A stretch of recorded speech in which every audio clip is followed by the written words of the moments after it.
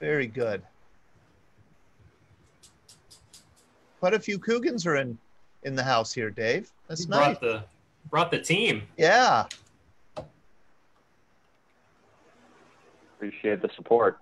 Yeah.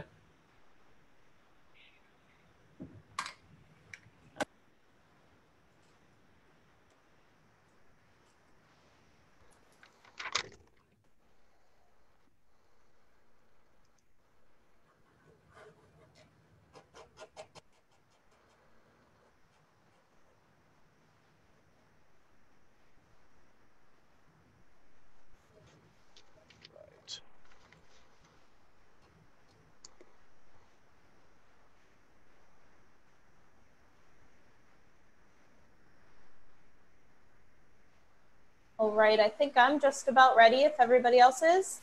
We are ready. All right, I'll start the theme music and Ariel Oliver, let her in. Okay. Okay, I'll start the theme music and start letting people in. All right. Let me share.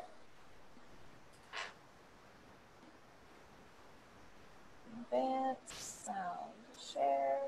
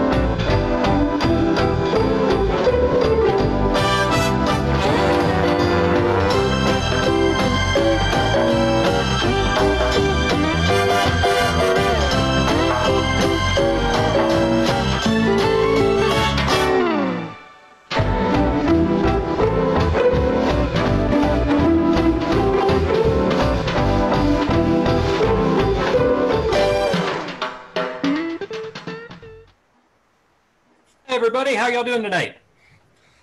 Good. How are you? Good, Doing well. thanks. Doing great, thanks. My name is Sean Hall. I'm the Director of Programming with the Veterans Breakfast Club. I'd like to welcome you to the JAG-themed episode for today, which is July 6th. You'll notice that I'm starting the program this evening. That's because I've been selected to host this evening. The rookie gets the con. So super excited. But to introduce our team to you, we have on my screen over here, Todd DiPastina, the Executive Director of the Veterans Breakfast Club. I'm sure you all are well aware of his fame. And to my right here is Libby DiPastino. She is our glorious intern. And to her right is Ellie DiPastino. She is our media and communications producer. So welcome. Super excited to have you all here tonight. We usually start every episode of VBC at Home with the national anthem, and I'm not sure if we have a singer in the house. No singer in the house that I could see. Right, we'll go with... Bert Kennedy saying, no way. No. No, Cheryl Vaughn. Cheryl, I have to tell you, I know you covered up your camera, but I saw that you were there. So sometime you have to take that cover off your camera. I'm going to get Ben Wright to sing at some point. Yeah, we could. We certainly. Oh, Ben has a wonderful voice, but Sure. He ain't no Marianne Mangini. We can cue up Marianne. All right. Here we are.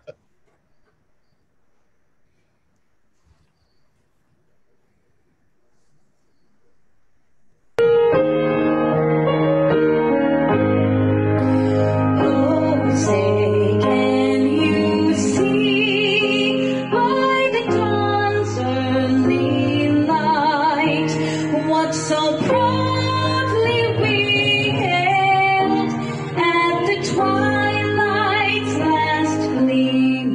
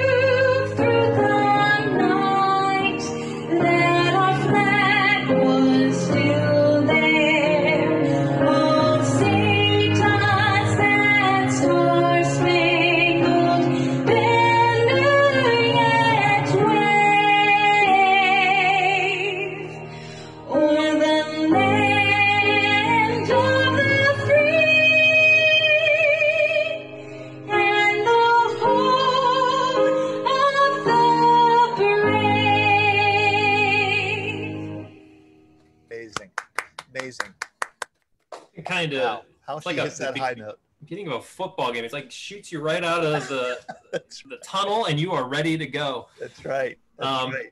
Yeah. So some announcements before we get into our guest this evening to start. I want to let you know about our podcast, Truth About War, which we are barreling right along. And this week's episode is quite a famous author, Tim O'Brien, which I've already listened to the episode. And I'm telling you, if you want to hear a really incredible interview and just excellent insights, but I'm sure you've all are aware of Tim. It's a really wonderful thing that VBC was able to pair with him on and post on the truthaboutwarpodcast.com website. We'd also love for you to be able to share that out to your friends and family. Let them know that it's something that is sort of a passion project of VBC. It's something we're very proud of and it has great quality. But yeah, Tim O'Brien this week on the podcast. Give it a listen, and we'd love to hear your thoughts too if you ever want to email us to let us know what you think of it. We have some exciting events coming up too. I'll bump it over to Todd and for those announcements.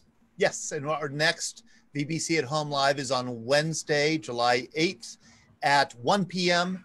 And we're going to have the president and CEO of the National Veterans Memorial and Museum on to talk about that wonderful museum in Columbus, Ohio. If you haven't been there, you should get there at some point. The Veterans Breakfast Club did a trip there last year, and it's absolutely beautiful. It's a architecturally stunning place, and its mission is, I was just talking to Sean beforehand, the mission of the museum is so in line with what the Veterans Breakfast Club does, and that is to kind of celebrate and share and preserve and gather veteran stories, experiences of service, no matter when they served or how they served, and no matter what branch of service.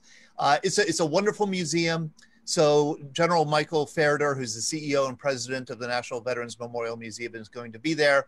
And some of our veterans who have been there and seen the place, we're going to have Terry Swank, also a career Army veteran who's a docent at the museum. She's going to talk a little bit. And then we're just going to have open conversations. So that is Wednesday, July 8th at 1 p.m. right here on the same Zoom link that Ellie will put into the chat for everybody to have for Wednesday.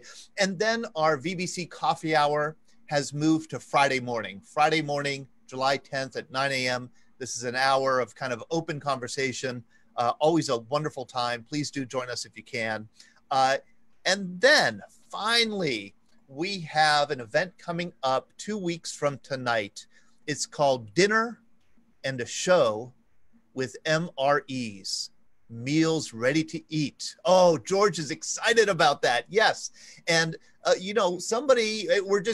far there are 24 of us who have signed up for this dinner. We're going to have some music, we're going to have a guest, and a lot of conversation about food in the military. And what we'll do is when you sign up on Eventbrite, we'll send you an MRE at random unless you have a dietary restriction. Look at George laughing. I love it. He gets it. And George, you may be lucky enough. We may send you the beef patty with jalapeno pepper jack. We may send you back here so I have them all right here. The creamy spinach fettuccine. Some of them could be better titled chicken chunks. I mean, come on. You could come up to something sounding more appetizing than chicken chunks. I like the old school beef and barbecue sauce. Yes, there's beef brisket. So, and what we're going to do is we're going to open them up. We're going to eat them. We're going to review them.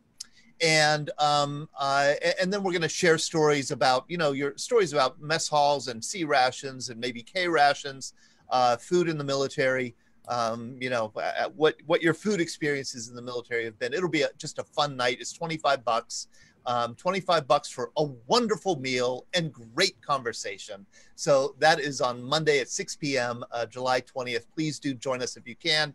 And before we get started with our stories, I see that we have George Scott here. We have Ariel Oliver, who are both with Pittsburgh Hires Veterans. And I'm very grateful to them because people do contact the Veterans Breakfast Club and say, I have a neighbor who's, looking for work or I'm a veteran and I'm on the job market. I'd like to get a better job, and Pittsburgh Hires Veterans is there for us to refer them to.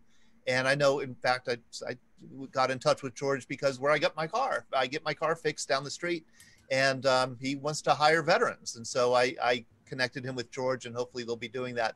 So George and Ariel, if you wouldn't mind kind of talking a little bit about what you do and maybe giving out your contact information. Yeah. Good evening, everyone. My name is George Scott. I'm the employment specialist with Pittsburgh Hires Veterans. Pittsburgh Hires Veterans is a small nonprofit. We've been in existence for about 4 years. We just got our nonprofit status 2 years ago in 2018. Our mission is to provide free one-on-one services for veterans and their spouses, for Guard and Reserve. A lot of times people will fall victim to the federal definition of what a veteran is. The federal definition of a veteran is one, a veteran who has served 90 continuous days in combat time, or two, a person who has served 180 consecutive days during peacetime. However, we will help people who are in the reserve or the Guard, whether or not they meet that federal definition, because for us, they rose their right hand and swore to do what 98% of other people could not or would not do. So our CEO is Jack Wagner. A lot of you are familiar with him. He's a Vietnam Marine, Purple Heart recipient, former state senator, former auditor general, and former Pittsburgh City Council president. Our executive director is Dana Brown. She's married to a Marine, and I am a Marine. So we do whatever is necessary to help people to become successful in employment. We do not discriminate against branch. We'd love if you were all Marines, but it's okay. We don't discriminate against branch, service era, discharge status, or age. So if you have an honorable discharge, we'll help you. Or if you had a big chicken dinner or bad conduct discharge, we'll help you. Because again, a lot of things happen, PTSD, military sexual trauma, that cause people to act counter to the norms of military behavior in UCMJ, and that's just what it is. So if you put on the pickle suit and raise your right hand, we will help you. I'm going to turn it over to Ariel Oliver. She is not with Pittsburgh Hires Veterans. She's a dear friend of mine. Oh, okay. I invited her tonight. She is an attorney. She graduated from the University of Pitt, and she may or may not be interested in JAG. Oh, okay. I thought you were here with Pittsburgh Hires Veterans, Ariel. I think I met you last year at the law event at in April, about a little bit more than a year ago. Yeah. So you're just here to listen in on the JAG conversation. Yes, I am. Okay. All right. Sorry about that. No problem. So thank you very much, George. And George, if you want to give your contact information or share your contact information in the chat in case anybody wants to get in contact with you, please do so, or you could email me or get it to me and I'll share it in the chat. Thank you very much. I'm going to throw it back to Sean now to begin our conversation with our 3 JAG veterans. Wonderful. Thank you, Todd. And I forgot to mention, yes, I am not a veteran, though I joined VBC about a month and a half ago. Have a large passion for storytelling and the way that the VBC's mission of connecting, healing, educating, and inspiring by creating communities of listening around veterans really inspired me over a year ago when I started attending VBC. And was just very fortunate to join this organization, and just couldn't be more happy and proud to be a part of it and be a part of all of your stories here at VBC at Home. I'm going to share my screen here to start. Let's see here. All right. Everybody can see that, I believe. So yeah, we have our Judge Advocate General and Dave, who will be on later, I believe, Judge Advocates out of the Marines, our themed episode this week. But I have the con, which, you know, that's not necessarily a bad thing, but I know I'm a rookie, so I expect a fair-natured of good ribbing coming from the audience. And I'll accept that. That's good for me. But this week, yeah, we have Bill Boswell from Air Force, a long career, 34 years, Bill? Yes. Yeah, with the Air Force. We'll be moving on to Ryan a bit later, and Dave. So yeah, we'd love to start with you today, Bill. And what I'm going to do is I'm going to pop out of the share screen mode, and I'm going to highlight you here, spotlight your video. All right. How you doing today, Bill? I'm doing very well, thanks. Wonderful. Thank you for joining us. And Bill is also a VBC board member. So super excited to have you join our live program too, to talk about your service as a JAG officer. So let's go back into the 60s and sort of jump into, I understand maybe it was a bit different back then to enlist and join into the JAG Corps. And I kind of want to be walked through how that transpired with you. Well, I came through a very odd route.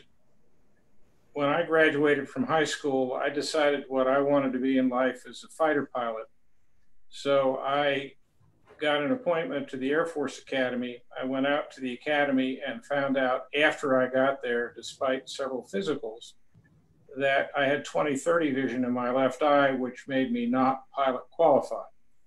And back in the 60s, when you were at the academy and not pilot qualified, you were lower than dirt. And I decided I did not wish to be lower than dirt. So I left. I eventually got commissioned through ROTC. And I was thinking about what I would do that would require the same level of arrogance as being a fighter pilot. So I decided to go to law school.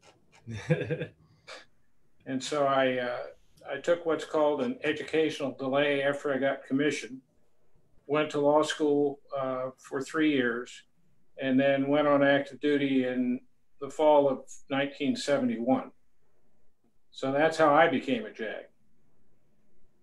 And when you went on active duty, were you immediately deployed, or did you spend time in the States before?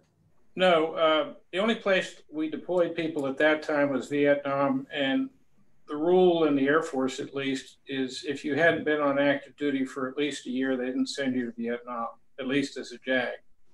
So I started in the fall of 71 at Keesler Air Force Base in Biloxi, Mississippi, which was a very large air training command base with a big legal office.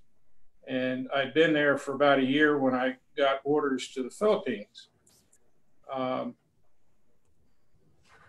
About a day before I was supposed to ship my car to Manila, I got a call on the telephone from the Judge Advocate General's office saying, your assignment to the Philippines has been canceled. Would you like to go to Germany? And I asked, because I'd been around long enough, what does that mean? And they said, well, it's a controlled 4-year tour. And I said, well, that's 5.5 years. And they said, well, your math skills are very good. Do you want to go or not? And I asked what my alternative was. And they said, well, Korea is very nice this time of the year. And it's a 1-year unaccompanied tour. I asked for a little time to consider it. And they said, call by 0700 tomorrow morning. Went home, talked to my wife, and we both decided that Germany sounded wonderful. So I spent more than half of my career overseas in Germany at the height of the Cold War, when we thought the Russians were going to come through the Fulda Gap. So why did you and your wife think that, oh, that sounds wonderful? We thought it sounded wonderful because she said, if you think you're leaving me here with 2 kids while you go off to Korea for a year, you're wrong. But so Germany, you'd rather face the Russians? We faced the Russians. I was stationed at a base called Bitburg, which was a fighter base, about as far in West Germany as you could be without being in Luxembourg. And the anticipation at that time was that if the Russians invaded, they would run tanks through the Fulda Gap. And our job was to hold them off long enough for troops to get sent over from the United States. So it was kind of an exciting period of time. It was not combat, but there was a fair amount of tension there. Would you have been called on for combat then, if the worst had Well, transpired? yeah, they were not. JAG officers in the Air Force are what are called line officers, meaning that we can command. So in theory, at least, I could have placed in command of some sort of a unit. If you look at the screen right now, the 5 guys on the left were the base legal office at Bitburg. We were all captains. The guy on the far right, Ken Joyce, was a senior captain who had been picked for promotion to major, but he hadn't pinned on at that point. And by pinning on, you mean he hadn't got his pin yet for that? Yeah, he had not put on the insignia and moved to his new assignment. And all he could say was the problem with an office of 4 captains run by a captain is that no one paid any attention to him at all. said it was like herding cats. And then I mentioned the Cold War. If you look at the photo on the right, we did alerts twice a month, which meant we dressed up in fatigues like that and stayed in our offices for 24 hours. Nothing ever happened, but the worry was something might happen. And when I got there, there was camouflage netting over all the jets. So we took that stuff fairly seriously at the time. And you have to realize there were nearly 500,000 personnel in Europe in the 1970s. That's how big it was. Now, did you go through like a basic training as you came in? Well, as I say, I'd been commissioned through ROTC. But when you start as a JAG in the Air Force, and I'm sure this is true in the other services, they send you to school. In the Air Force, we call it the Judge Advocate Staff Officer course, and you had a photo there a minute ago. So I went there for 6 weeks, that's it, in 1972, and they teach you how to be a JAG more than how to be an officer. They also certify you as a trial counsel, meaning a prosecutor, and a defense counsel, which means once you've been certified, you're actually permitted to represent people who get into trouble. Mm-hmm. Before that, you can't represent anybody. And you had mentioned something about an Article 15 story. Is that sort of like near the beginning of your career? Well, I think most people are familiar with courts martial, and there are 3 levels of court. General, special, and summary. Air Force doesn't use summary courts. But for the garden variety things that are not too serious, we have what's called an Article 15, which is non-judicial punishment. And that way the commander says, look, you screwed up. I plan to take action against you. You have a choice of either accepting what I do or demanding trial by court-martial. And anytime anyone's offered an Article 15, they have to go see a lawyer to make up their mind what they want to do about it. And without turning into a shaggy dog story, my favorite Article 15 story occurred while I was in Germany. We had an Army unit, the 32nd ADCOM, and they provided surface-to-air missile support. So if the Russians sent fighters over, they were supposed to shoot them down. And I had this one kid come into my office, and his commander had offered him an Article 15 for failure to obey a lawful order. And I thought, well, that's interesting. Asked him to tell me about it. Turns out he and his buddy manned a listening post on a hill in the middle of nowhere. They were 19 years old, each of them, and fluent Russian speakers, which is unusual. And their job was to listen to Soviet communications, and if they heard something, tell somebody. So I said, fine, what happened? He said, well, sir, we had a new second lieutenant who came by, and second lieutenant stories, as most people know, are legion in all of the armed forces. But the second lieutenant decided on his own to come by to do an inspection. And the thing about inspections is every time you do one, you have to find something wrong, and he couldn't find anything wrong. The only thing that upset him was that these guys had a boombox, and he decided that was being played too loudly. So he gave my guy an order not to play it too loudly, whatever that means, and then went away. And I said, okay, fine, but you're here. Did you play it too loudly? And he said, well, he came back 2 weeks later, sir, and decided it was still playing too loudly. And my commander gave me an Article 15. And I said, what are you not telling me? At that point, he said, well, sir, I was temporary duty to Turkey at that point. I wasn't there. The lieutenant had given the order to me. He couldn't do anything to my roommate.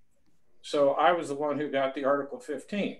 And I thought, well, this is such fun. I can't recall the last time I've had this much entertainment value. I said, I'll tell you what we're going to do. How long will it take you to get back to your first sergeant's office? And he said, about 30 minutes, sir. I said, we're going to turn down the Article 15 and demand trial by court-martial. And he turned pale and he said, sir, I don't think my captain's going to like that at all. I said, trust me, this will be done soon.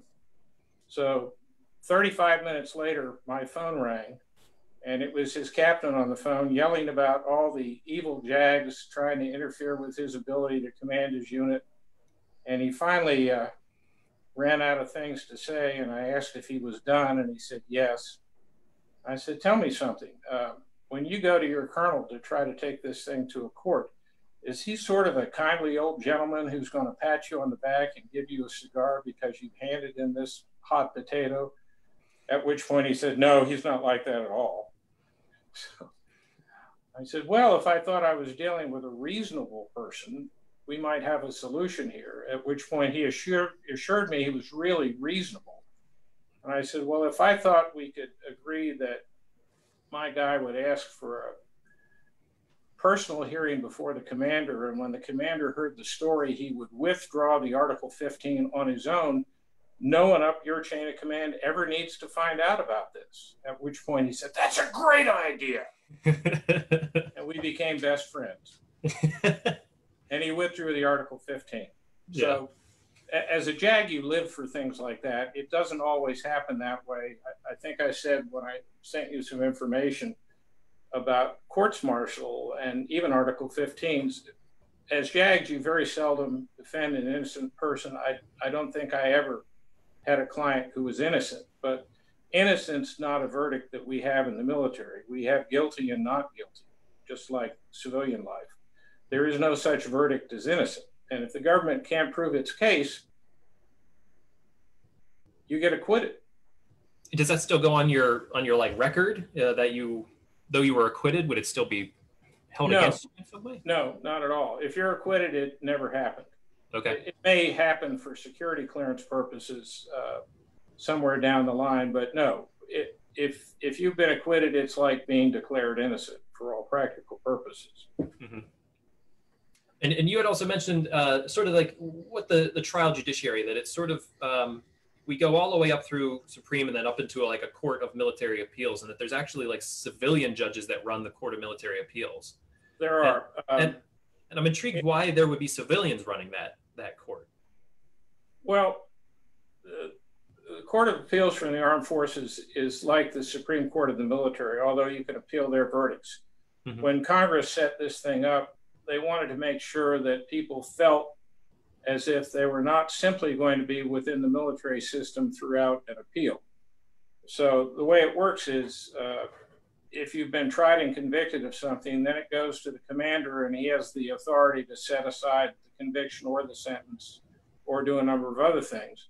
Then depending upon what the sentence includes, you get an automatic review by the individual services Court of Appeals. There's one each for each of the services, and they're composed of military officers who act as full-time appellate judges. Mm-hmm. And then you have the right, under certain circumstances, to appeal to the Court of Appeals for the Armed Forces. And they basically have discretion whether or not to grant the request for appeal. In fact, a buddy of mine who's served with me on active duty, Scott Stuckey, is the chief judge of the Court of Appeals now. He's in his 14th year, I think, of doing that. So all these people are very well versed in military law, but they're civilians and they have a 15-year term. They can't be removed except for cause. So they're looked upon as pretty much the most independent people imaginable. But very few things get up to the Court of Appeals for the Armed Forces. Most of the stuff is handled within the services themselves. Hey, we have two questions here from viewers. One is from Rick Arisman, who asks, how long is the JAG course? 6 weeks. Oh, that's really fast. Yeah. It's concentrated, and that's the basic course. If it were longer than 6 weeks, you'd be too long away from your base, and they always had stuff they wanted us to do, which we couldn't do if we were not there. The course is always held at Maxwell Air Force Base in Alabama. I was stationed in Biloxi, Mississippi, so it was about a 4-hour drive up there.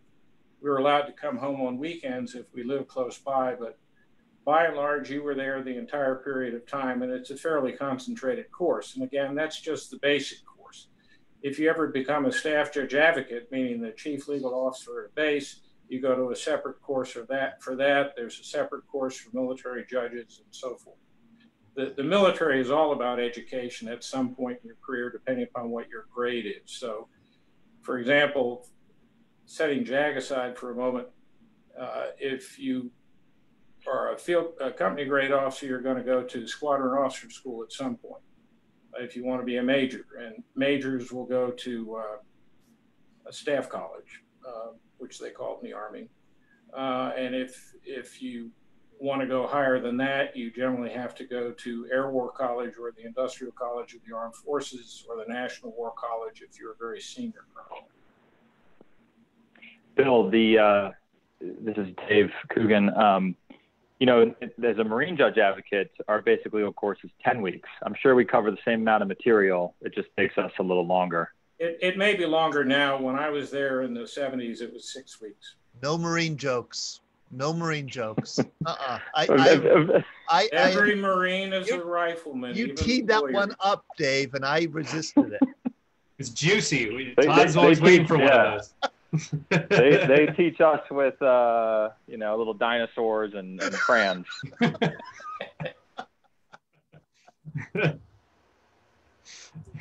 I've always said that no Marine is truly happy unless he's miserable. So as we go sort of through your career, you're in Germany. You and your wife come back to the States after some time there, and then you entered the reserves. Just shy of 4 years. Mm-hmm. And then I was stationed at 21st Air Force headquarters at McGuire Air Force Base.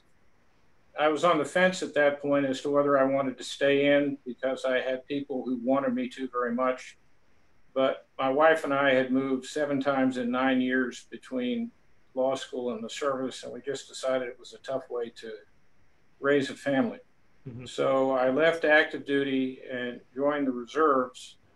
And the guy I worked for in Germany, who was one of the people who wanted me to stay, said, I think I can get you a job as a reservist with the Judge Advocate General's office at the Pentagon.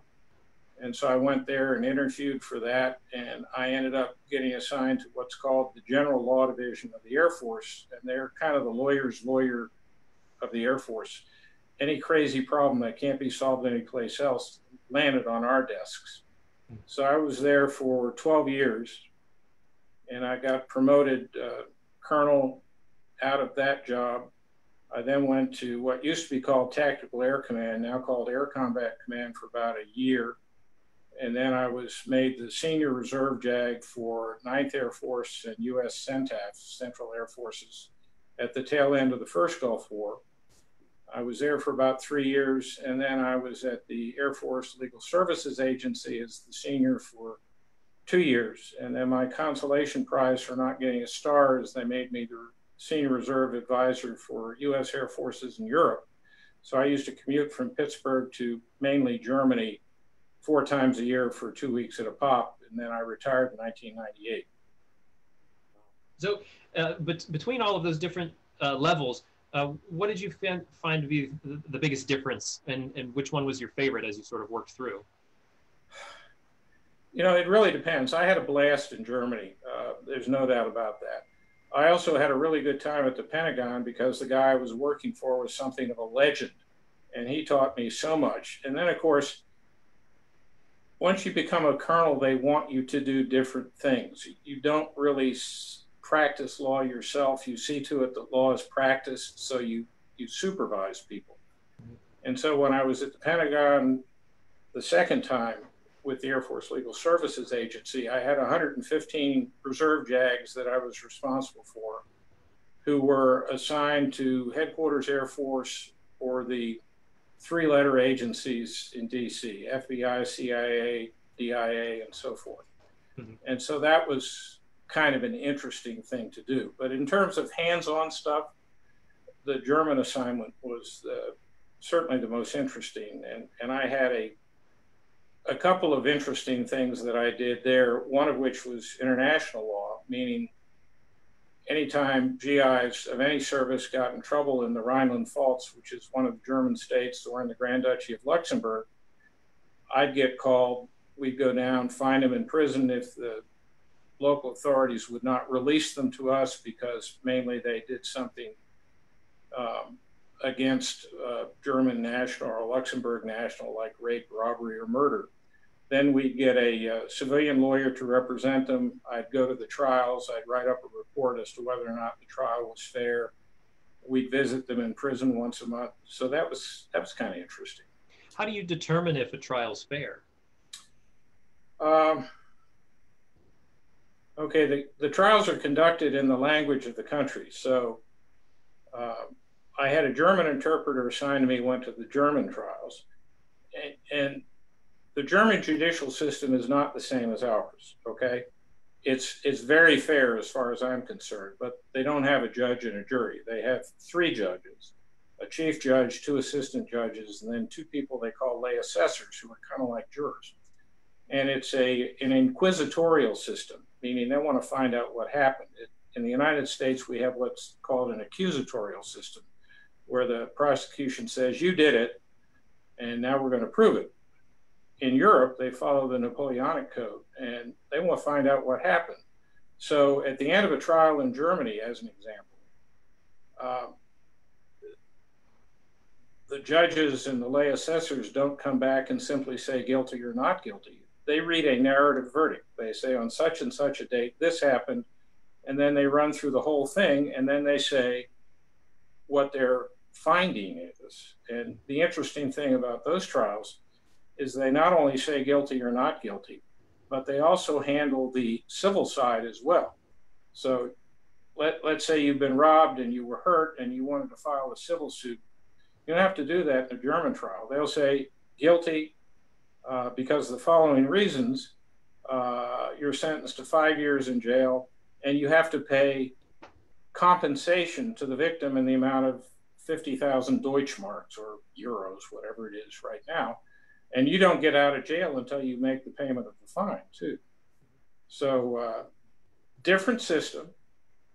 You have prosecutors and defense counsel, but they are only permitted to ask questions with permission of the chief judge. Most of the trial is done by the chief judge asking people questions. Okay. And then I would write up a report and send it to the staff judge advocate of U.S. Air Forces in Europe. I never said it was an unfair trial, but had I done so, they would have made representations through the German Foreign Office and gotten the conviction quashed. So that's always a backup there, but to the best of my knowledge, that certainly never happened in a European trial. It may have in other countries. Right. I have a couple more minutes with you, Bill, and I'm thinking I'd love to hear. So you came out in what was it? The 1998 is when you got out, and you went straight to be a mayor. I got elected mayor in 1998. Yeah. I had been on borough council for 20 years before that. Hmm. Then the mayor stepped down, and I figured I was old enough to be a mayor at that point. So I ran for office, got elected, and stuck around in that for 16 years. So you obviously liked it then. Oh, yeah. Yeah. I like local politics because it's all about getting things done, and egos do not appear to be greatly engaged with it. I had 3 rules of politics. Don't spend what you don't have. Don't promise what you can't deliver. And if the answer to the question is no, say no. Don't jerk people around. Got my vote. So,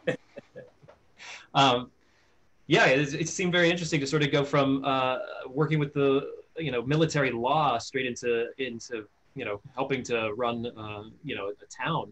Do you feel like a lot of your experience in the military and the JAG Corps helped you as you became a mayor and through your career there? Oh, I think it did to some extent. When I left active duty in '78, I came to work in Pittsburgh for a company called Consolidated Natural Gas. And I was with them for 22 years until we merged with a company called Dominion Resources. And I was vice president and general counsel there. And I think the time that I spent, at least as a colonel, was very helpful in understanding how to be a general counsel. For the same reason, no one really wants you to practice law. They want you to see to it that law is practiced. Mm-hmm. Bill, could I ask you a question here? Pass along a question actually that Kathy Sylvia posted in the chat, and I think it's an interesting point that she makes. She said, "Did you know that the first units to be mobilized during the 1990 Gulf War were JAGs?" Why would that be? A lot of this is related to what we refer to as operations law. Beginning in the first Gulf War, JAGs were embedded with the combat staffs, and our job was to tell people what were legitimate targets. So some people have mixed feelings about lawyers. They think our job is mainly to make their life difficult, but we found with the operators, and I'm talking about the pilots here, when they found out that we were there to try to help them blow things up and break things, they were really happy, because we said, if you do it this way, it's okay. If you do it that way, it may not be okay. So we suggest you do it this way. yeah, what they did, Bill, was they actually created the SOFA. There was no status of forces agreement between the United States and Iraq, Iran. Oh, sure. Anybody. The JAGs would negotiate that. Yeah, they had to actually create those rules. And the sofa is not a couch like in my living room. No, status of forces agreement. Every place we have troops assigned has a status of forces agreement. Okay. NATO was the first one after the NATO people were established in the early 1950s. And I talked, for example, about the trial of GIs in various countries in Europe. In general, the Europeans release jurisdiction to us, but if it involves a local national, as I said, they could keep jurisdiction, but there were some restrictions on what you could or could not do, and I had to go to the trial and write the report. But JAGs would have written the SOFAs for Iraq and Saudi Arabia and Kuwait, and then JAGs were there to tell people what they could blow up. Thank you, Bill. I really appreciate you joining us today, and I'd definitely love to have you back on. You obviously have a very extensive and storied career, and so love to have you on for any bit, not even just a JAG-themed episode, to tell more about your service. But I hope you can stick around and hang out with us as we transfer through to Ryan and David and get into our questionnaire. And if anybody else still has any questions, you can always pop that into the chat. And thank you, Todd, for jumping on those. But yeah, we're gonna pop over here to Ryan Dunmire. I'm gonna go ahead and share my screen here. It's a great headshot, by the way, Bill. Thank you. My wife likes it. So Ryan, you are an Army JAG. I'm gonna see here if I can pop over and spotlight you. I was going to say a lot of both the background story and the story of what Bill had done in the military was very similar what I had done years later. It's shocking in some ways how similar it was. So I started out in the same way. I started out in ROTC. I was interested in actually going to West Point, but I decided that, being a naive high school student, decided that probably way too late into my senior year, where you have to, for those that know about the process, you have to get a political recommendation in order to go to West Point. Well, at the point where I decided, that was pretty much all done. However, I was put on a waiting list to then see if there were any kind of these collective ones that the vice president and various others have to appoint to the academies. And I found out in late July, I think it was, late July, right before I had started, or was supposed to start college, that I wasn't selected, but they gave me an ROTC scholarship to any place that had an ROTC scholarship in the US. Because I had never even heard about ROTC. For me, I only applied to Pitt other than West Point, so I went to Pitt in the ROTC program and loved it. Similar to Bill, also loved found out when I was an undergrad, I loved the law, wanted to become a lawyer. So I was commissioned an MP, and then got the educational delay to go to law school. And then after law school, went to the training then to become a JAG. And for us, it was a bit different. MPs. For us, it was a bit different in that I think it was about 6 months training almost in total for the JAG officer basic course. And then soon after I left, they actually started sending all of the JAGs to an Army-wide training where all newly commissioned officers go to just do field training, because they were finding that new officers deployed to Iraq and Afghanistan and needed some additional training to be ready to hit the ground and face war. Was that where this picture comes in, the one on the right? No, that's actually an ROTC picture of me. Because I've never seen you look so determined by something. That is very like, I'm gonna do something with this rope, and it's gonna mean something.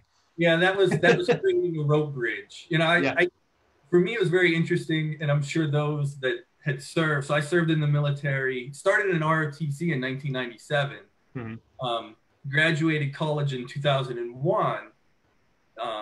So it was a very different military when I was in ROTC. It was, extremely pressed uniform.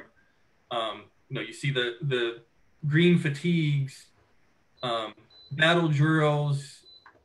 And then in my first year of law school, for those, I'm sure most of us remember, when 9/11 happened, I remember when my tort class was canceled, or the teacher just didn't show up, and we went, there were rumblings, and we all, went to the student lounge to see the TV.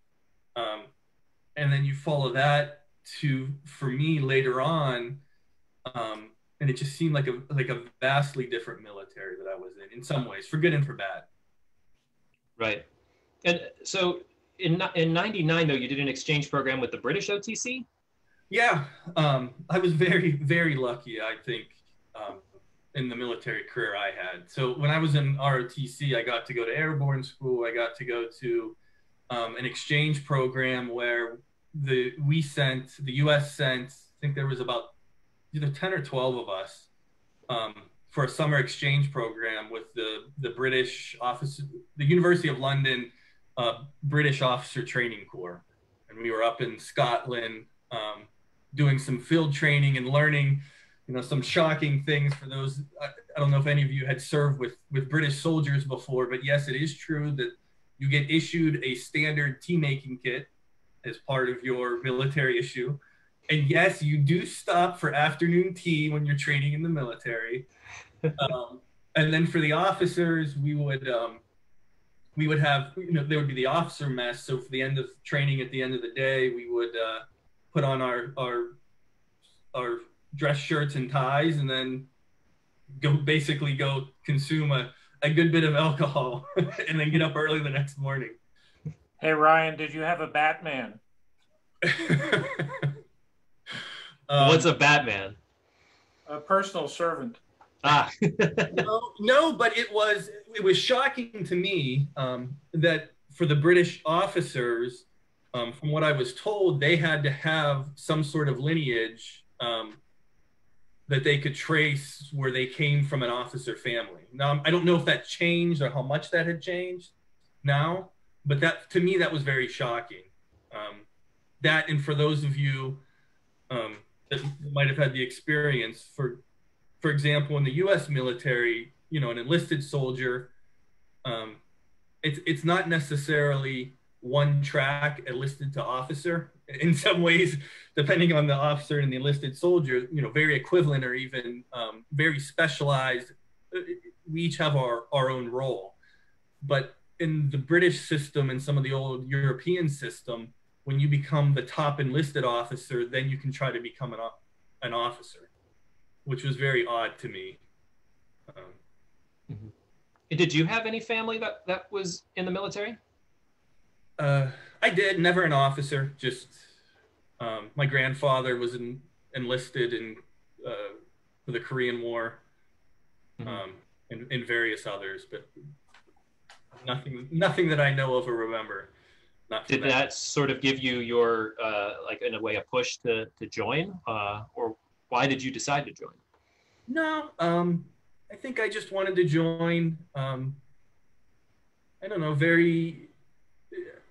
I felt like I wanted to make a difference, felt like, I don't know, I guess in some ways almost like a calling.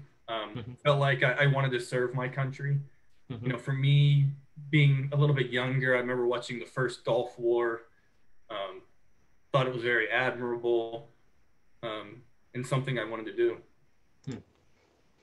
Now, you left law school, you were deployed into Baghdad during '06, and I'm guessing these pictures are you in Iraq? Yes, so this is me in Iraq. So quickly, you know, I always say that the Army or the military gets their money's worth. You know, they might have paid for my schooling, but they're not gonna waste too much time. And I remember, you know, less than 1 year graduating law school, you know, basically being in Iraq, having a couple soldiers that reported to me and advising the Iraqi, I think it was the Secretary of State, on the claims process. So what I had done when I originally went to Iraq was I had done or oversaw the foreign claims process, which was for any damage the U.S. military was doing that was not combat related, we actually had funds that the Iraqis could apply for, and we would compensate them for. And so I got the opportunity to, you know, take convoys around Iraq, not actually flying, but ride in Black Hawks around Iraq and kind of meet some of these Iraqis that were making these claims. And as you can imagine, anytime there's free money involved, we would ride around with $200,000 in cash. We would have the military civil affairs officers collect the claims originally, and then do kind of the research, look into it, look at some of the situation reports. And as you can imagine, most of these were all combat related. How could you tell the difference? Sorry to interrupt. How could you tell the difference of ones that were truthful and not truthful? You know, for me, a lot of it was judgment of character. Some of it was very clear. You know, you have the situation reports from the local unit of, hey, we had this firefight, or if there was no fighting in the area and the damage was just a dent to the car that looked like a Humvee going by pretty fast. You know, then that might be more of an acceptable claim. And was this any property, like animals? Was it also family related? Like if my child was injured, things like that? Yeah, it was for death. If someone had died, it was property. It was camels. My camels were shot up. Anything you can imagine. We had, you had people that were trying to game the system. Had one bus full. And I think it was a tour bus. And they didn't coordinate with each other. And I think we had about 20 claims, all claiming that was their bus. And so that was an easy one to deny. You know, then you had some that you had people that were actually getting killed when they were leaving the facilities. You had Iraqi lawyers who were starting to get involved. You had American lawyers for some of the higher claims get involved. And I had I had one, for example, an instance where it was actually where she claimed that it was one of Saddam Hussein's wives, which I believed her because she had a security guards with her. And this was in 2006, so it wasn't too far after. And her claims were that we bombed her palace out. Unfortunately, that is combat related. What did she ask for? I don't recall, but it was, well into the, I believe in the millions that she was seeking the claim. A little more than the cash on hand. Hey, Ryan, I have a question for you. When you killed a sheep, how many generations of sheep did you have to pay for? Well, that I hate to laugh about this, but it was almost sad that for a camel, especially depending on the area, for the more rural areas, the camel was actually more valuable than a human life.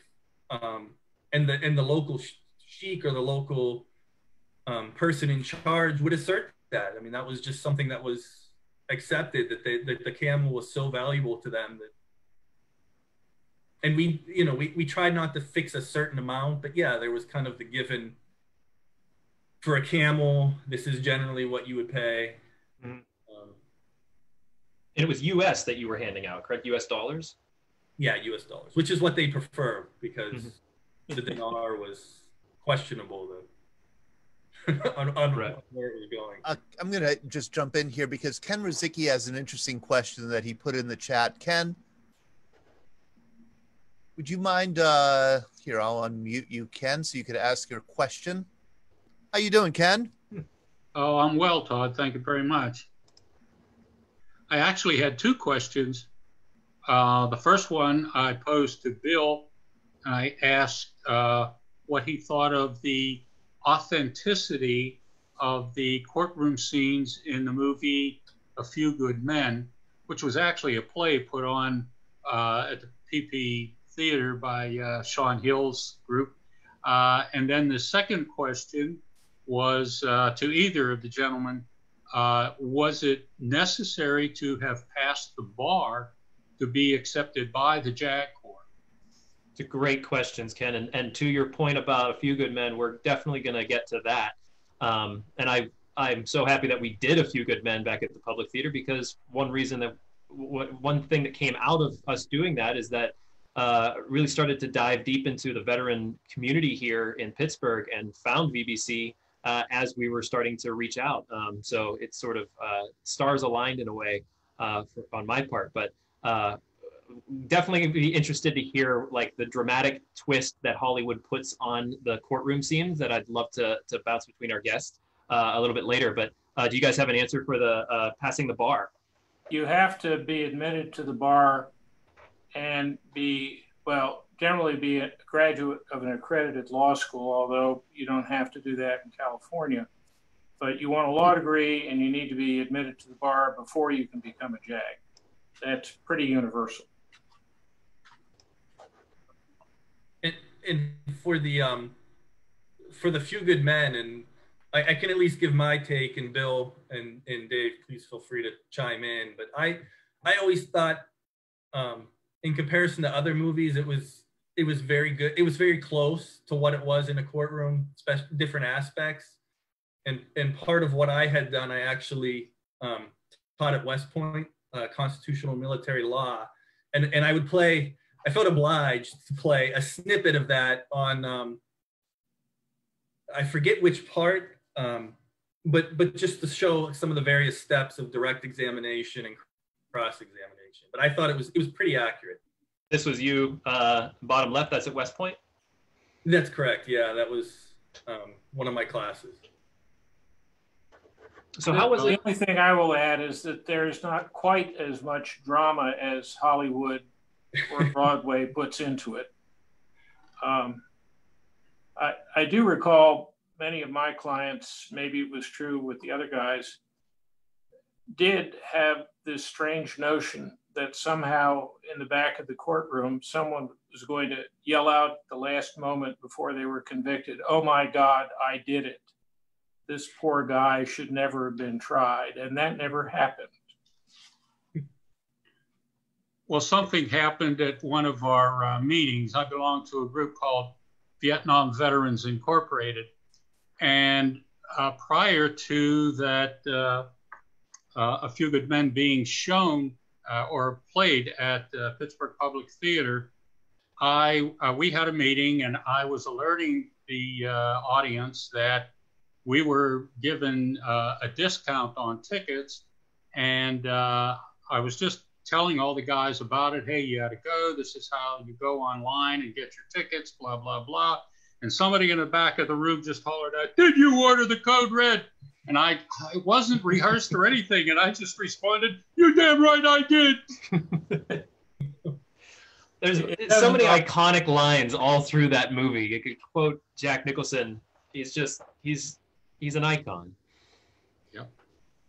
There were a couple other ones, a couple other dramatic interpretations of the JAG Corps that I want to chat with you guys about as well. But I also wanted to, Ryan, whenever you came back from Germany, you had met your wife there, and then sort of transitioned back over here to the United States. And what was that transition like? For me, I went. Anyone that's been in the military, I'm sure, knows how shocking it could be. For me, I went from being in the military, living by myself at West Point, teaching a class, to actually getting out, moving back to Germany, taking a class. I used the GI Bill to get my legal master's in Germany in finance law.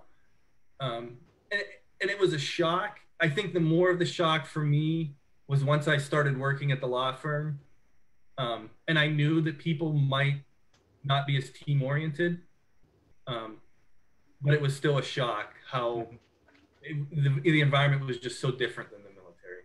Did you find that it was easier to transition into German culture as opposed to American culture whenever you got out?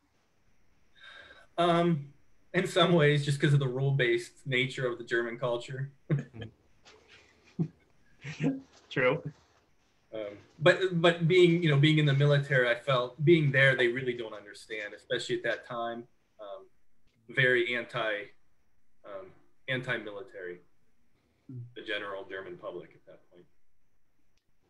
And one more question I thought of is that you were trained for combat as you had to be deployed into Baghdad, obviously, and flying around in a Black Hawk and delivering money, different things.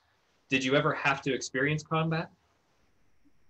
No, I would say no. I think you experience it. For me, I experienced it as a lawyer with, like random mortar shells coming into the base, or bullets flying by, never knowing if the person I'm meeting has ill will with me. I mean, the last guy I met when meeting one of the Iraqis was angry I didn't give him money, and he did the throat slash, pointed at me, shouted, and ran off. So those aspects, but no, for me, nowhere near what some of the guys that were patrolling or out there on some of the remote bases experienced. Right. And did you tell me about a woman who there was a bullet that hit her pillow? Oh yeah. One of my colleagues, he was, you see that, at that point, the life of a JAG was a little bit different, where, you're sleeping in your hutch, just like most of the service support, and even the combat people at night. And she was sleeping with her pillow and woke up with a random bullet that flew down and lodged itself in the floor right next to her pillow. And she got up, threw on all of her gear, and just started running out. My God. She didn't keep the bullet? No, I don't think so. No. I'd heard stories of people who've been wounded in battle that have the shrapnel removed, and then they put them on a necklace and carry them with them. And a question from George Scott, I see it in the chat here. If someone is currently an attorney, what is the process of being commissioned as a JAG in the Navy, Air Force, or Army? So I think there's generally, I think for all services, there's generally 3 ways you can become, or maybe, I guess, 2. There's those that apply directly to the JAG Corps, which is a direct commissionee, so someone from law school. Mm-hmm. There's those that get the educational delay that were ROTC before, where you still had to apply to the JAG Corps. And if they didn't accept me, then I would have to go to MP officer basic course. And then there's those that are already officers in the military who can apply. And there's a select few where they'll pay to go to law school, and then they'll go into the JAG Corps that way. Although I don't know how much, what that program looks like now. It's called FLEP, the Funded Legal Education Program. If you're selected for that, they pay for 3 years of law school, and you accrue seniority, you're on active duty while you're going through that. So that's generally a very attractive way for guys and gals who graduate from the service academies to become JAGs at no expense to anybody. If you want to get a direct commission, there's an interview process, there's a selection board process. You have to be no older than 42. In the other services, Air Force no older than 40, such that you could finish 20 years of service by the time you're 62 years of age. You have to meet the physical fitness standards and things of that nature. I used to sit on selection panels for JAG, and we would generally take about 10% of those who applied for the program. So it's a fairly selective thing. Because let's face it, it can be kind of attractive. It's a really interesting career. You do a bunch of fascinating things very early on. I think, Neil, you were talking before about you kind of get dunked in the swimming pool as soon as you get commissioned and put on the JAG uniform. They expect you to do things after your training, at least. And so for a young guy or gal, mid-20s, if you want to get a lot of experience very quickly, being a JAG is a good way to do it. True. Well, thank you, Ryan. They expect you to perform too. I mean, it's all of a sudden, oh my God, I have to do this. Yeah. No one ever told me the way to the courthouse, but. You said it, thrown into the deep end of the pool. Sean, do you mind if I interrupt for just a second before we move on to Dave? Just because I want to, first of all, say hi to some people that I haven't seen in a while. Rick, the Jeep guy, you finally got a camera. I was going to send a camera to you. I'm glad you're here. Hi, Jesse. Good to see you. I see Bill Coogan, who is Dave Coogan's grandfather, is here. He's a Korean War veteran. I'm glad you're joining us. I hope you're hearing us. There's, oh, look at that. Rick Altman is holding a JAG Corps. How'd you get a JAG Corps sweatshirt? Can you hear me? Yeah. How'd you get a JAG Corps sweatshirt? Nadine and I travel quite a bit. And when we travel, we travel Space A.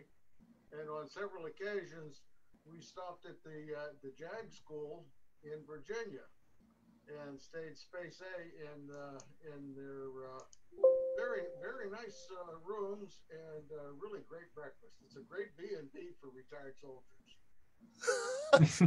Your volume was a little low, but I think we got it. Yeah, you stopped, and so it's you bought that at the JAG school?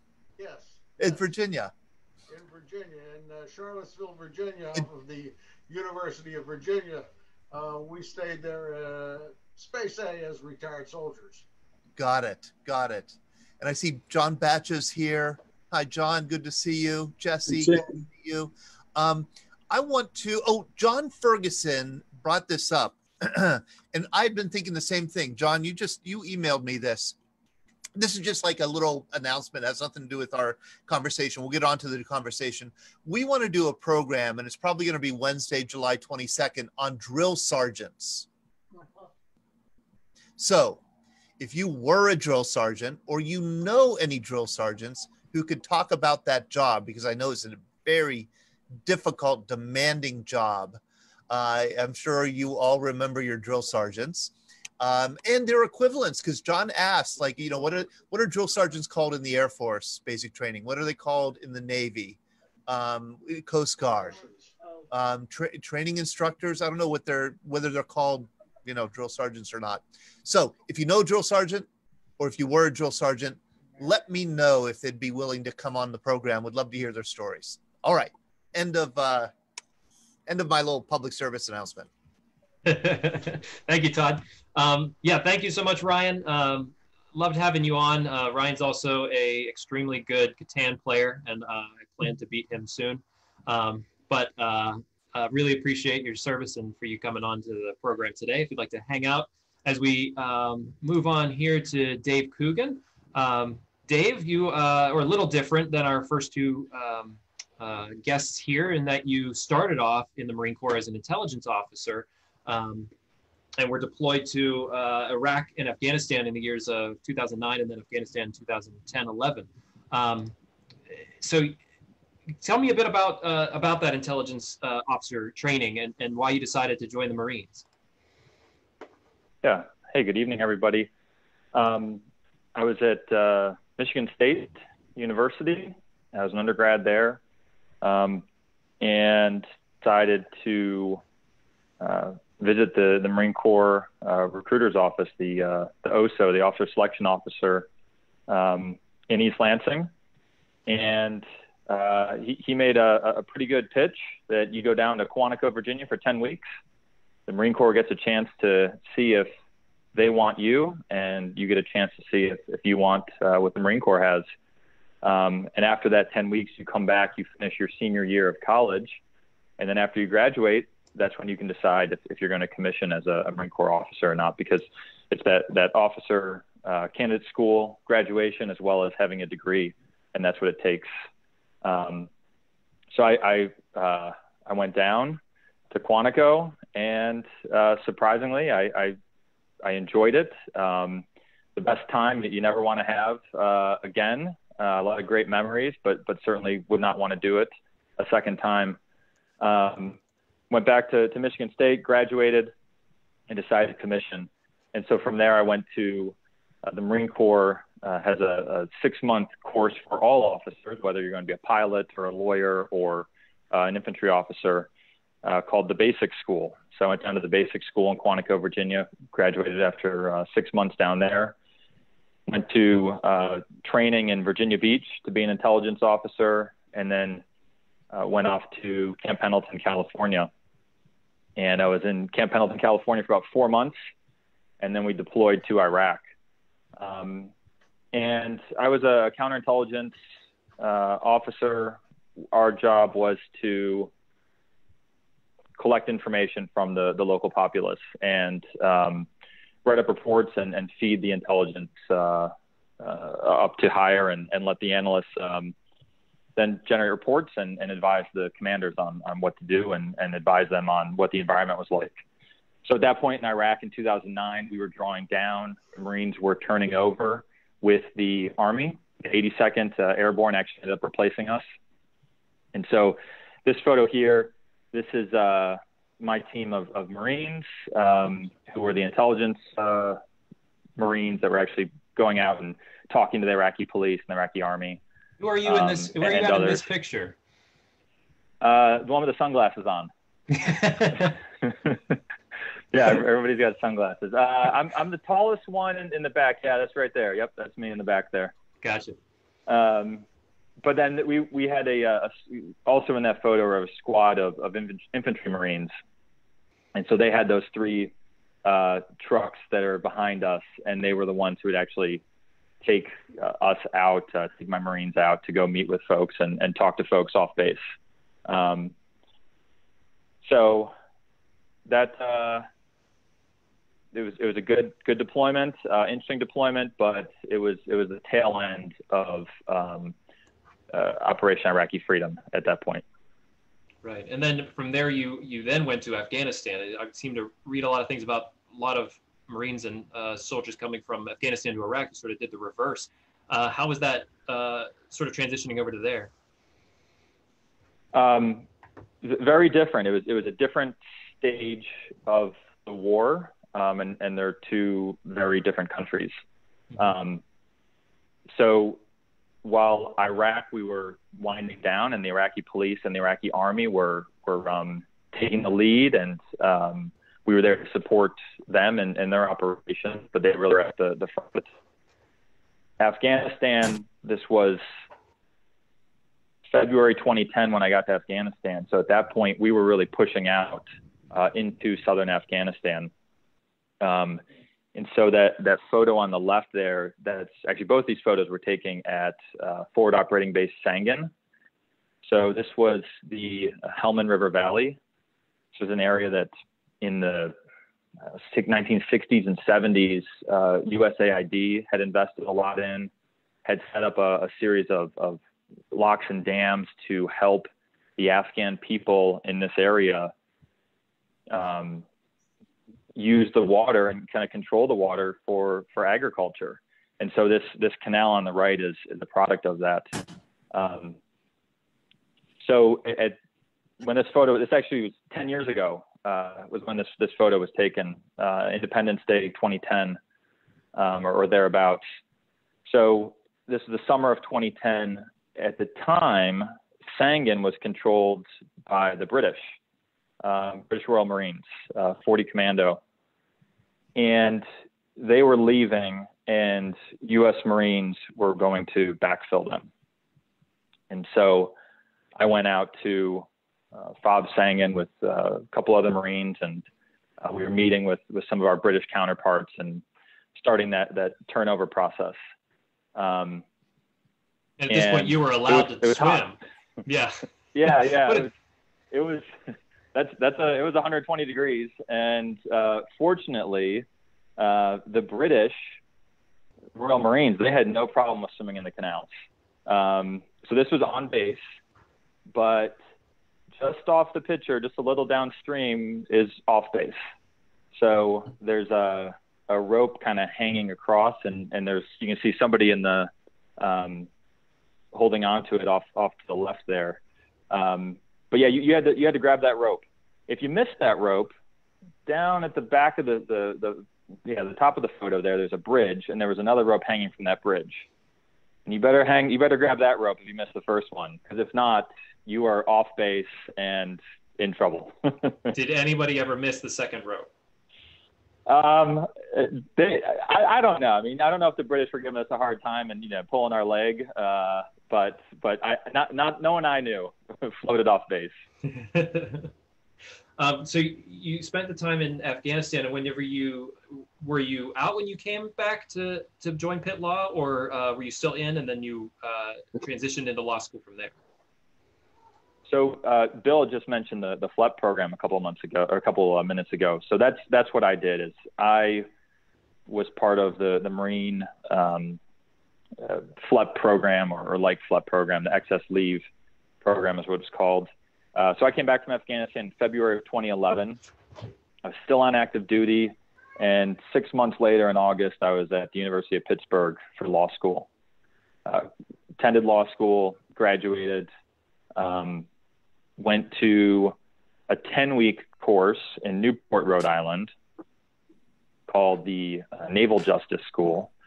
So all the Marines, the Navy sailors, and the Coast Guard JAGs, all three of those services, we all go to the same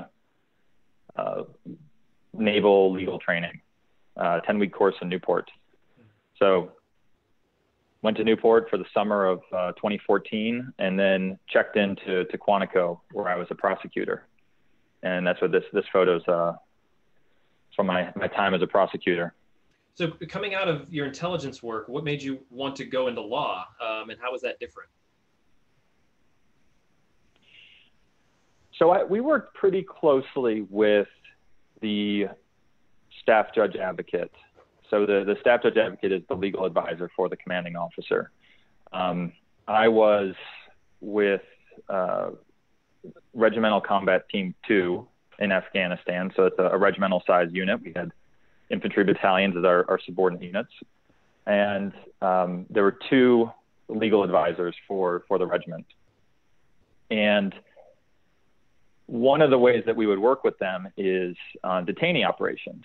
So the intelligence that we would generate would help feed the lawyers' decisions about, should we continue to detain this person? Should we try to prosecute this person? Should we work with our Afghan legal counterparts to try and prosecute this person? So we worked pretty closely with them, and I was very impressed with those folks. And they were very encouraging. They told me about what it's like to be a Marine judge advocate, and they explained all the great things that Bill was saying about the level of experience you get right out of law school as a judge advocate. Mm-hmm. And I know we, in our previous communication, you talked about sort of how they were focused while you were in on the sexual assault, and that was sort of a really big hot topic while you were through the military leadership. Someone had mentioned in our chat, let's see, Ellie posted from a text, are women in the armed forces who are victims of sexual assault receiving justice in the military courts? The impression that the military is still a boys' club sort of persists. But I know you had mentioned that this was something that was focused on while you were in this time. Yeah, it's a very difficult problem. And to answer this person's question, well, first, it's not just women. It's women and men who are victims of sexual assault in the military. And much like our civilian courts, the military courts also have, this is a challenge. And so, no, some victims do not get justice in our military courts and don't get justice in our civilian courts. They are difficult crimes to prove beyond a reasonable doubt. But I would say to the military's credit, and there are instances where this isn't the case, but I was personally involved in a handful of cases that we prosecuted a case that the civilian DA declined to prosecute. And we thought that there was enough evidence to prove the case, and we took that case. And so it is a really challenging issue, though, and it's something that Congress has been focused on, military leadership has been focused on. We haven't gotten it right yet, but they've made changes, procedural changes to our criminal procedure. They've made changes to the actual underlying laws for what is a sexual assault. So, yeah, it's a important issue for the military, and they're continuing to work on it. Mm-hmm. One of the biggest changes that's been proposed, though, is to take away. So one of the basics of military justice, or one of the fundamentals of military justice, is that the commanding officer is actually the one who decides whether a case will be prosecuted. And one of the things the commanding officer is responsible for is he or she is responsible for good order and discipline in his or her unit. And so military justice and courts martial and Article 15 all flows from good order and discipline. And so one of the proposals is to take that away and to actually have a separate chain of command, or not really chain of command, but a separate decision-making hierarchy that would then make that decision of whether or not a case should be prosecuted. And so that would really change military justice fundamentally. And so it'll be interesting to see if that happens or not. And we had talked in the green room that you're currently still in the reserves, correct? I am, yeah. When I left active duty in 2017, I decided to stay in the reserves. And that's been nice because I was on active duty for about 10 years, so it's hard to walk away completely. So it's a way to still be involved. And why is that? Why is it hard to walk away? It's a big part of your life. I have a lot of great memories. I've found it professionally rewarding, but it's a challenge. It's very difficult, I think, to build a 20-year or 20-year plus career in the military. You're at the whim of where the Marine Corps wants to send you, and you could find yourself in Okinawa, Japan. Bill talked about a 1-year unaccompanied tour in Korea with 2 kids, and he didn't have to do that, but that was a possibility. That can be hard. So we did. My wife and I decided to get out, and I'm happy with that decision. But the reserve has been a nice way to stay involved. Yeah, because currently you're an associate at Jones Day, correct? Yes. So right. How does that differ from the military law? And I like, to me, I would feel like those are 2 very different ideas of law and how you practice. but and like different hats that you're wearing consistently between the two. There's some similarities. I think the skill set is transferable, and that's what I say to folks that are thinking about being a judge advocate, being a JAG. The litigation skills that you'll get as a JAG are absolutely transferable to being an associate at a law firm or being in-house. I mean, it helps you think strategically. It helps you just hone your oral and written advocacy. So yeah, the subject matter is certainly different, but the skill set is similar. And it gives you a certain perspective too. The other thing I'll note for people who are unfamiliar with JAG, everything a civilian attorney does, a JAG can do. It doesn't necessarily work in the opposite direction. Civilian attorneys can do criminal law. JAGs do criminal law. It's a different type of criminal law, but any other kind of law you can think of, labor law, environmental law, international law, we do the same thing they do. They wouldn't do operations law, which is blowing things up, killing people, but it does give you a perspective, I think, that transfers very readily to a civilian career.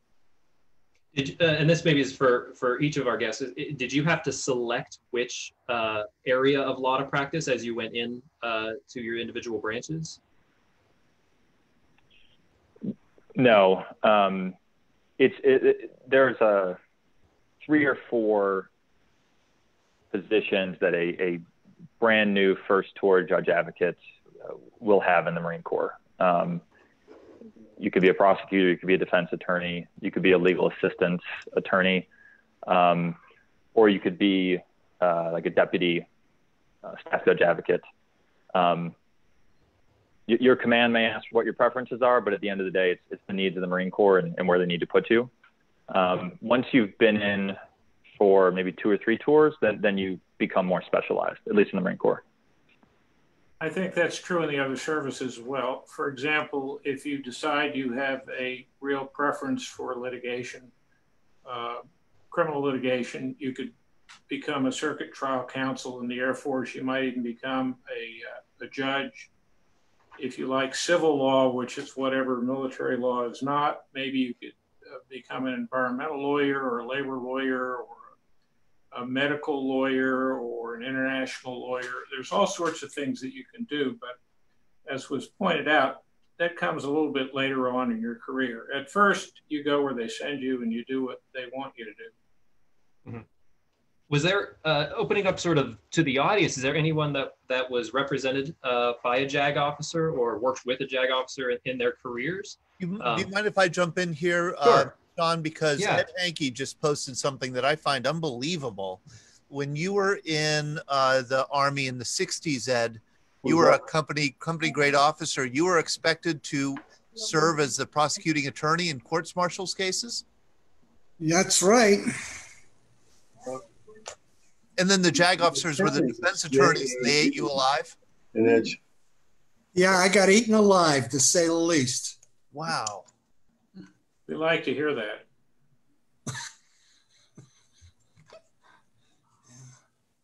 Yeah, they. I believe they changed the system very shortly after I got my assignment. So I was glad to step aside and let somebody who knew what the heck they were doing take over. Gosh. Wow. That's kind of crazy. And Dave, you had sort of mentioned how the role of military lawyers has changed a lot over time in our previous discussion. Is that something that you were interested in, as sort of seeing becoming a judge advocate, that you sort of saw this like progression of this career? I don't think I was too aware of it before I joined, but my understanding now is yeah, I mean, like Ed's story, and they teach you a little bit about the evolution of the Uniform Code of Military Justice. It has certainly changed. It's a much more robust process.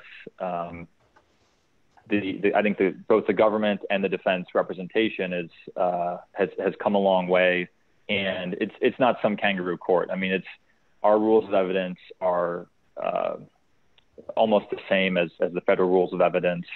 A lot of the procedures are the same. So it's a more robust system now. Mm-hmm. They used to say military justice is to justice as military music is to music. And that was true at one time. It really has not been true since right after the Second World War. And if anything, it's become, to use the same term, more robust since then. JAGs now are far more professional and far more independent than they were 50 or 60 years ago. You know, Sean, we've come to the end of the program. I do want to let Dan Steitner here make an announcement, because I do think it's an important one. Dan is the president of the board of the Military Community Support Project, a community foundation. I'm on the board also. We just had a board meeting today. And the MCSP is holding a series of seminars beginning a week from tomorrow, Tuesday, July 14th. And it's going to be an educational seminar on retirement planning for those in the service and for veterans. Correct, Dan? Correct. So the MSCP, or our group plus an association with OTA, Veterans Breakfast Club, and Heroes Supporting Heroes, what we're doing is we're going to bring some things that over the next couple months that are important to, or we think you might be interested in helping you during these times. And the first one is going to be Tom Hagna, who's a retired lieutenant colonel from the United States Army. He's a national spokesman for retirement planning, been on PBS and MSNBC, Fox Business, and he's been gracious. He's a very actually expensive gentleman to bring in, and he's willing to talk about his experiences in the Army and retirement planning and how to prepare for those who are retired, will be retiring, but also, more importantly, how to deal with what's going on in the marketplace today and what's going on and how to really secure yourself in today's environment. And we're going to be doing that next Tuesday at 12 o'clock. So we would like everyone to come to that event. And then we're going to have two more, one with healthcare and then also job employment. And go ahead. I'm sorry. I just want to tell everybody, I put the link to the registration for the event on July 14th here on the Zoom side and on the Facebook Live side. And I also put the invitation. I posted the invitation so you can see the dates of the other events. So, and our mission statement is to really be value added to all the veteran community, past, present, and future. We really want to do some things that are educational and informative that bring value to you, that may be issues that are important. One of the things that was brought to my attention, and since we have JAG officers on today, is one of the things I know that I'd like to maybe invite them back in the future. We would like to do a presentation for maybe active military people who have like legal questions, and maybe we can have you as some speakers to talk about some things that, questions that they're concerned about and arise. I heard that is very important to active people in the military right now. Thank you very much, Dan. Thank you for coming on and for being here tonight and for announcing that event. It's my pleasure. We used to watch JAG on TV years ago when it was on TV. I would watch NCIS, which, as I said, that's a little scary. I'm glad my daughter went to the Air Force, because NCIS, it seems like there's a murder a week there in the Navy. I jotted down a whole series of questions that I had during this conversation, and I know Ben Wright has had experience. He was a deputy base commander at Bitburg, probably after you were there. After you were there, Bill. So there's a whole lot more to discuss in this conversation here, but we are at the end of our program. I just want to thank Sean. Thank you for emceeing this event. You passed the audition. Very, very well done. And I can sleep well tonight. Yeah. I like the way Paula did the hand clap. Excellent. Thank you, Dave, and thank you, Ryan, and thank you, Bill, for coming on. Thank you, Jess. Love to have you back on anytime you would like to join us. Would love to have you come on again. I see that we have Irmgard with us tonight. Hello, Irmgard. She likes to close us out with a musical selection. And Irma, I want to give you my condolences on the loss of your brother who passed away last week. Thank you so much, Todd. We're still in the process of having a burial for him over there in Germany. So he was living in Germany. Yeah, Okay. on the Rhine country. So I chose a song from the Rhine country, a very old German folk song called The Lorelei. And it's has a little sad nuance to it. Because Irma, you're always playing these sad songs. Well, tonight it's, I can't yodel yet. Okay. All right. And besides that, so many of your people that spoke, a couple of them that spoke tonight, spent a lot of time in Europe or Germany. If you have ever traveled or ever will travel up or down the Rhine River, you will meet the Lorelei. You can't get around it. The Lorelei is supposed to be a very beautiful maiden sitting on top of the mountain, right on top, overlooking the river. And the song says that there are so many fables, mystic stories about the Lorelei. Nobody knows which one is true, but they say she bewitches men. So be careful. Some of those bewitched men had to die for being bewitched. That's what the folklore says. They say she's so beautiful. She sits up there. She combs her golden hair with a golden comb. And we German people that live in the area or know about the Lorelei, for me, my belief is she's sitting up there watching over the folks of the Rhine River area. But if you ever travel the Rhine River or go on the computer and read up the stories and choose the one you want to believe. So I will do. Ich weiß, was soll es bedeuten, dass ich so traurig bin. Ein Mädchen aus uralten Zeiten, das kommt mir nicht aus dem Sinn. Die Luft ist still und es dunkel und ruhig fließt der Rhein. Der Gipfel des Berges dunkelt im lauen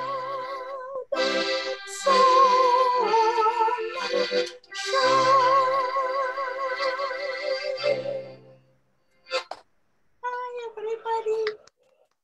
Thank you. Thank you. Thank you. Thank you, Irmgard. Thank you all. Hope to see you everyone. Wednesday Bye-bye. afternoon. Thank you, Sean. Good night, everyone. Good night.